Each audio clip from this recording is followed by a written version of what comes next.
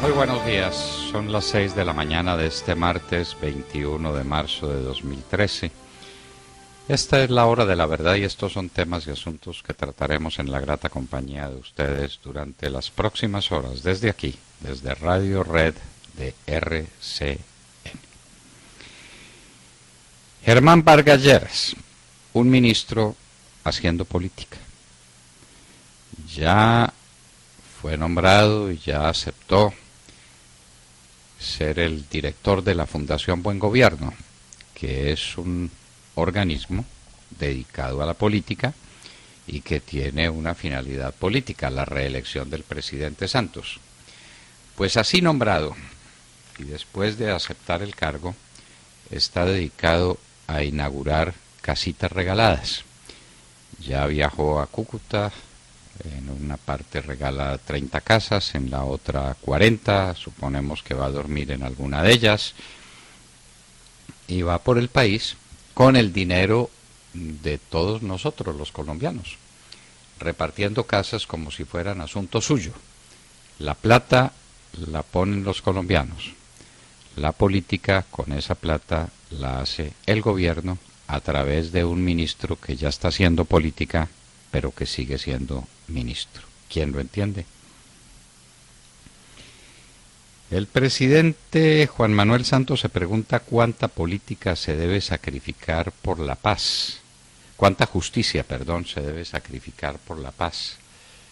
Ese no es un problema de cantidades. El presidente se está haciendo unas propuestas absolutamente inmanejables como tales.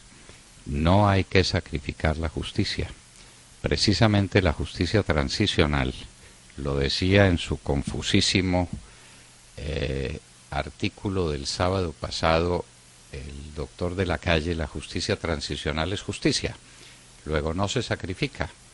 Se imponen unas penas más leves, más ligeras, pero sobre la base de que se cumplan unos requisitos: la verdad, la reparación. Y ustedes saben, queridos oyentes, que las FARC son refractarias a la verdad. Todos los días meten más mentiras y todos los días se declaran víctimas y no victimarios. Luego no hay verdad en el proceso y niegan que vayan a ir un día a la cárcel. El Procurador General de la Nación se pregunta con toda razón si en esas circunstancias vale la pena seguir en conversaciones. Claro que vale la pena. ¿No ve que en el fondo está nada menos que la reelección del presidente Santos para regalarnos 4 años de estas maravillas que estamos viviendo? Maravillas que nos tienen muy comprometidos hasta en el tema económico. ¿Cómo será de malo el gobierno que en plena bonanza se nos están dando todos los síntomas de una recesión económica?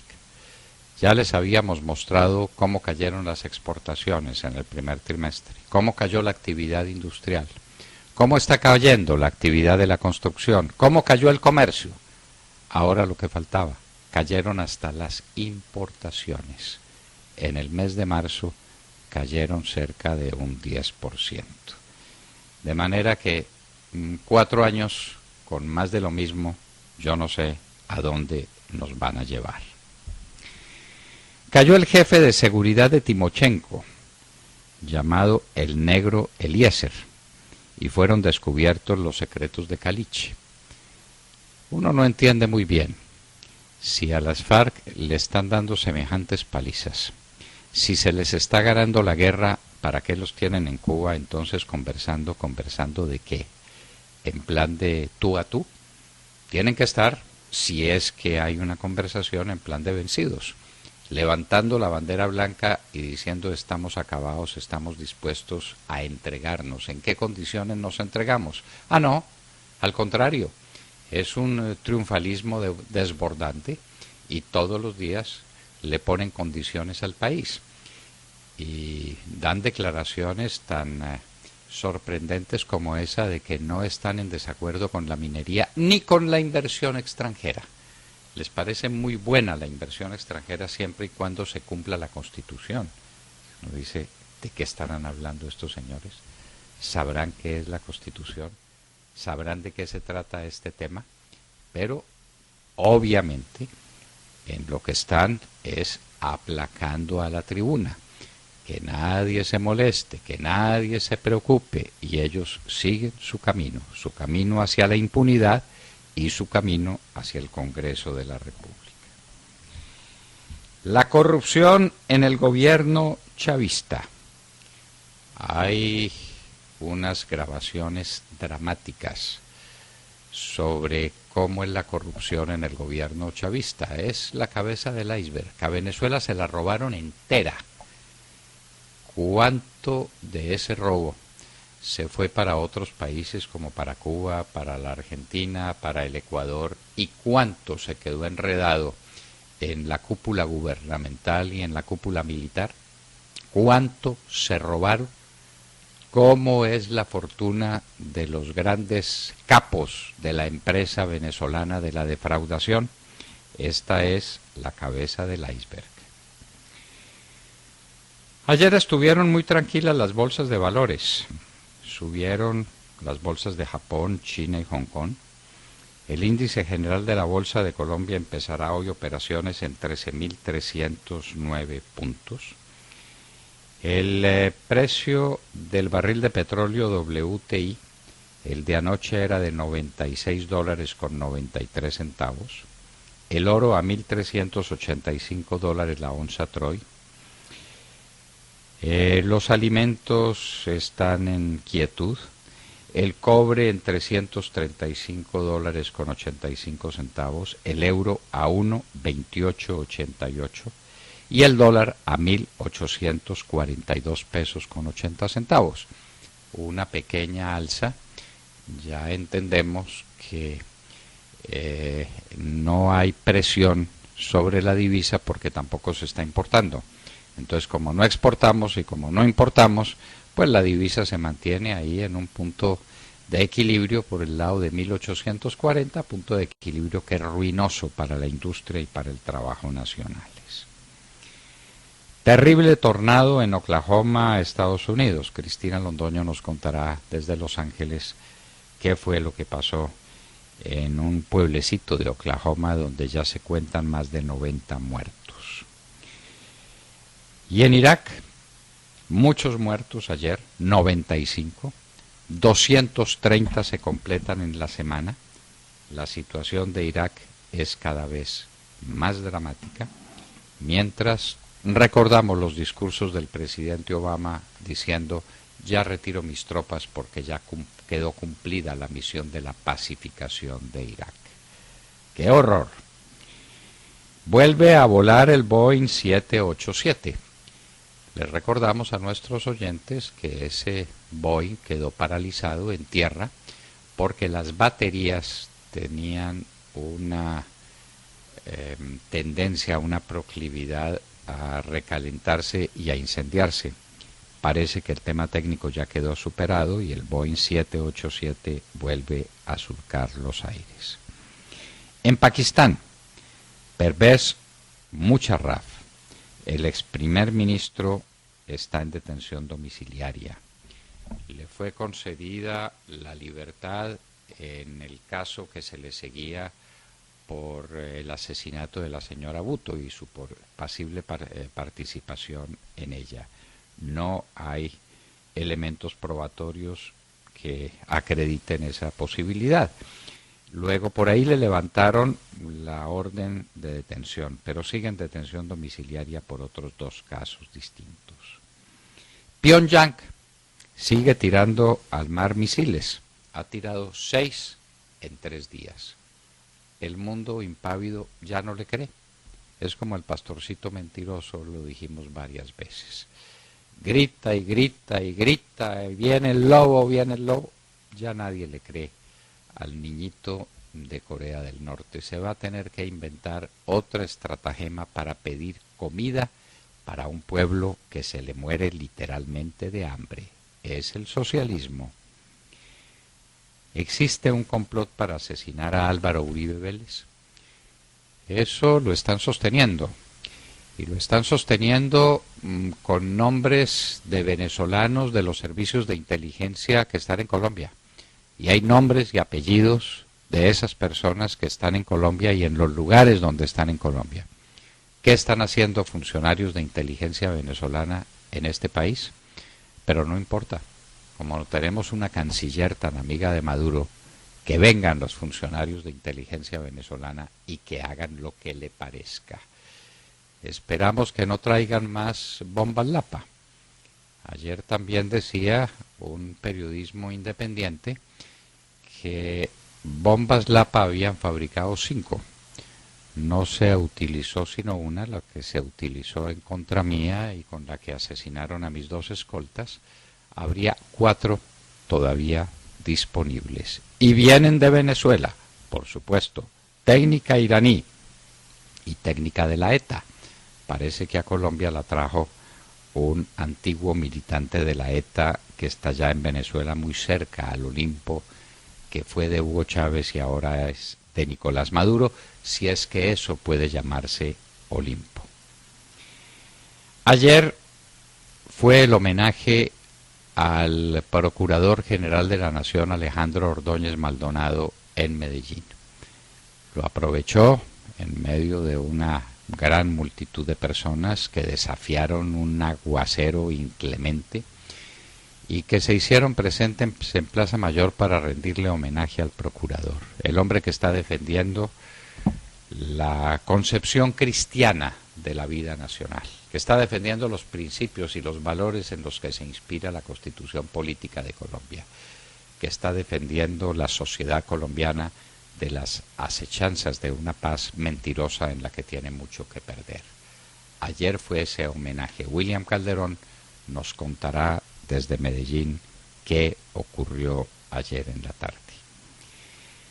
Hay una comisión antidrogas compuesta por unas personas ahí de un raro corte politiquero. Está, por ejemplo, el doctor Uprimni, Rodrigo Uprimni, yo no sé cuáles son sus antecedentes en esta materia, pero están recomendando que a los consumidores de drogas se les dé plena impunidad.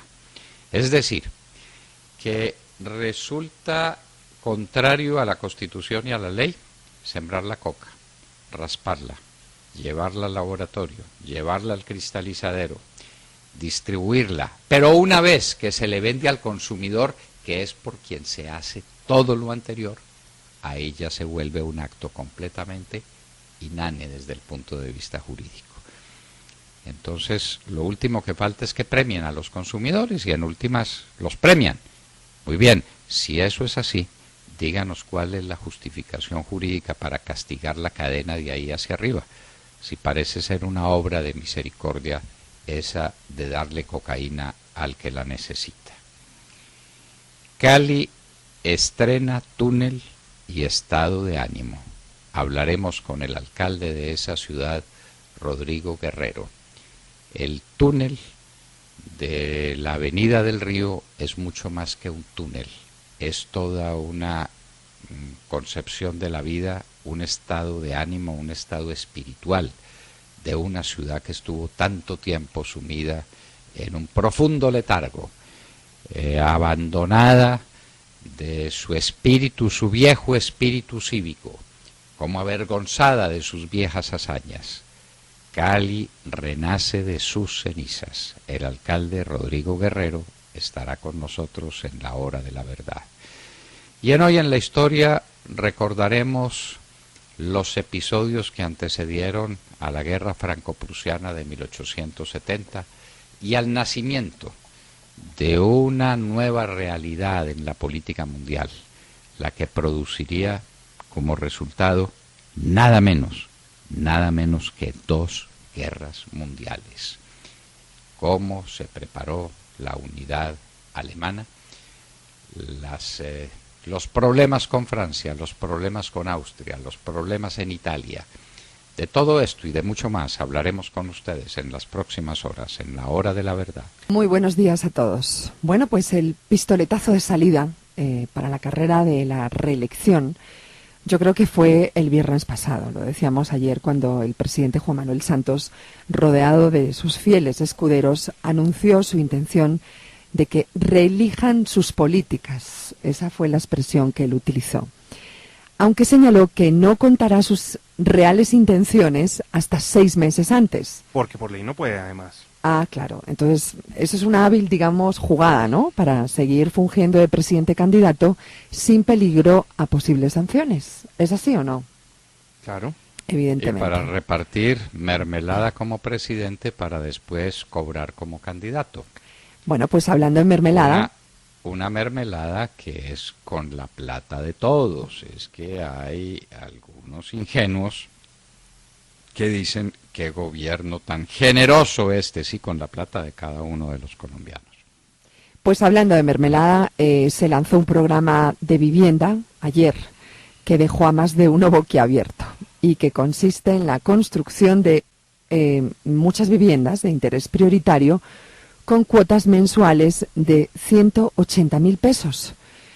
Lo que cuentan es que está subsidiada el 70% de estas viviendas con dinerito de todos, como usted bien dice. 180.000 pesos que pagarían durante 15 años y sería la casa pues de cada una de las personas que aporta estos 180.000. Un anuncio al mejor estilo de cualquier campaña que suena apetitoso. El presidente también aprobó recursos por más de 481.000 millones de pesos para recuperar 367 kilómetros en 7 carreteras y 2 vías urbanas del departamento de Boyacá. Mientras tanto, el ministro de Vivienda, como usted bien señalaba, doctor Londoño, que como saben hará parte de la Fundación Buen Gobierno, entregó las llaves y las escrituras de 409 casas que están siendo construidas en el departamento del norte del Santander. La pregunta es, ¿para qué quieren llaves si no hay puerta? Si no hay puertas, ¿para qué? O después tienen que llamar al cerrajero. Porque las casas todavía las están construyendo, pero entregó las llaves y entregó las escrituras. Y la puerta que sí hay, y está abierta de par en par, es la de la paz, a la que el presidente Santos se volvió a referir en la posesión de Álvaro Namén, magistrado de la Sala de Consulta y Servicio Civil del Consejo de Estado. Dijo el presidente Juan Manuel Santos que la justicia no puede ser obstáculo para la paz, que hay que analizar cuánta justicia se sacrifica en aras de la paz, en fin, algo que hemos escuchado reiteradamente en los últimos tiempos. En definitiva, huele a elecciones y la carrera va a estar muy interesante y llena de sueños y de promesas varias. Álvaro Namén es el ex magistrado de la Corte Suprema de Justicia, ahora en el Consejo de Estado. Sí, como magistrado de la Sala de Consulta y Servicio Civil del Consejo de Estado. Él es un excelente jurista, especializado en temas de obligaciones. Lo que no entiendo es por qué renunció a la Corte Suprema de Justicia y ahora aparece en el Consejo de Estado. No entiendo. ¿O será un pariente suyo? Ya lo averiguamos. Sí. Miremos en la hoja de vida del doctor Namén, si es el doctor Namén que fue hasta hace poco tiempo magistrado de la Corte Suprema de Justicia en la Sala Civil, a la que renunció antes de terminar su periodo de 8 años. Y entonces, pues llama la atención que ahora aparezca en el Consejo de Estado. Pero bueno, independientemente de eso, lo cierto pues es que ya estamos en pura campaña política, siempre con promesas. Ahora la promesa es la de terminar las 100.000 casas, pero las están inaugurando muy poco a poco. Yo me imagino que de aquí en adelante las próximas las inaugurará la Fundación Buen Gobierno, ¿no? Pues porque, sí, pues, ya. Claro, el doctor Vargas Lleras ya le da vergüenza. Él se va a la fundación, ¿no? Por ahora no le da vergüenza estar en plena campaña política desde el viernes pasado y ser ministro de Vivienda, y como ministro de Vivienda estar inaugurando casas que se construyeron con el dinero de todos. Es que plantean las cosas como si de puro generosos entre el doctor Juan Manuel Santos y el doctor Vargas Lleras estuvieran construyendo casas para regalarle, dicen ellos, que a los más pobres. Sobre eso, a propósito, no tenemos prueba ninguna. Pero eso es con el dinero de todos, eso es con la plata de todos. Así pues que esas generosidades por mano ajena son muy relativas como generosidades. Pero bueno, en eso es en lo que andamos, y andamos también en los procesos de paz. Esta ronda de conversaciones cerrará el 25, luego tienen de aquí al 25 para cerrar el tema del campo. Entonces ya nos dirán cómo va a ser el campo. Claro que cómo puede ser, porque nada está acordado mientras no esté acordado todo. Entonces, mientras no se resuelva el tema de la cárcel, mientras no se resuelva el tema del Congreso, mientras no se resuelva el tema de las armas, no habrá nada acordado. El camino es largo y el camino está lleno de piedras con aristas muy duras. Pero ahí van. Ayer no sé si le llamó a usted la atención que estos bárbaros de las FARC salieron dando noticias tranquilizadoras sobre la inversión extranjera y sobre la minería. Ya no están en desacuerdo con ninguna de esas cosas. Bueno, con la minería, ¿cómo pueden estar en desacuerdo si ellos son los grandes mineros? Sí. Ellos son los grandes mineros en la explotación del oro, están destrozando nuestros ríos, los están volviendo pedazos con unas dragas gigantescas, causando unos daños ecológicos siniestros. Sonaría pues como a una ironía la más amarga el que se mostraran en contra de la minería que ellos practican. Pero ahora lo sorprendente es que dicen que no están en desacuerdo con la inversión extranjera, siempre y cuando cumpla la Constitución. ¿Eso qué significa? ¿Siempre y cuando qué? ¿Es que la inversión extranjera que hay hoy en Colombia no está cumpliendo con la Constitución? A ver, que lo digan, que expliquen. Es que uno no entiende cómo les preguntan tan poco y los dejan ir con la soga entre los cuernos cada vez que dan este tipo de declaraciones. Bueno, Montserrat, y nos vamos para Medellín porque allá está William Calderón, que ayer asistió a un acto muy importante. ¿Cuál fue, William? Buenos días. Doctor Londoño, buenos días Colombia, 6:26 de hoy martes 21 de mayo del año 13. Más de 1.000 ciudadanos de todas las tendencias políticas de los sectores público y privado se hicieron presentes en la Plaza Mayor de Medellín en una noche lluviosa para tributarle un homenaje al defensor de la vida y de la Constitución, el procurador Alejandro Ordóñez Maldonado.